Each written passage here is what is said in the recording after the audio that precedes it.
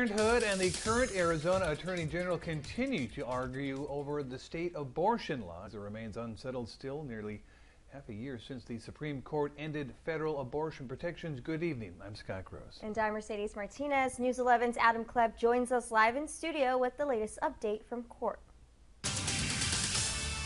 Scott and Mercedes, good evening. Right now, abortions still remain legal for Arizona women up to 15 weeks in the state. This is something the Attorney General's office argues should change. This is the time set for oral argument in the case of Planned Parenthood Arizona versus the state of Arizona.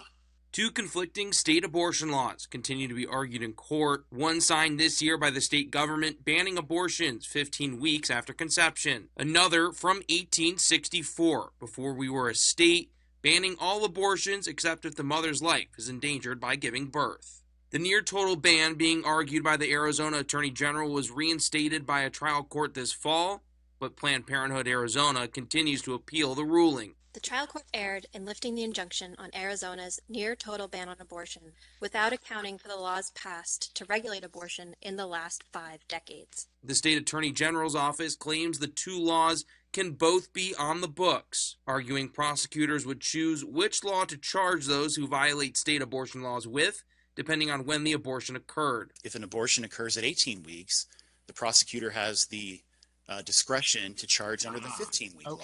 One of the judges hearing the appeals questioned that argument, reading directly from the recent law the state passed in the courtroom. Not eliminate, but restrict to the period up to 15 weeks of gestation. That's what the legislature said its intent was a few months ago. How do we disregard that and instead adopt your view? The three-judge panel did not say when it would rule on how or if the two laws can coexist. After the hearing, Arizona Planned Parenthood said they would continue to provide abortions up to 15 weeks in Arizona. Reporting live in studio, Adam Klepp, News 11. Back to you guys.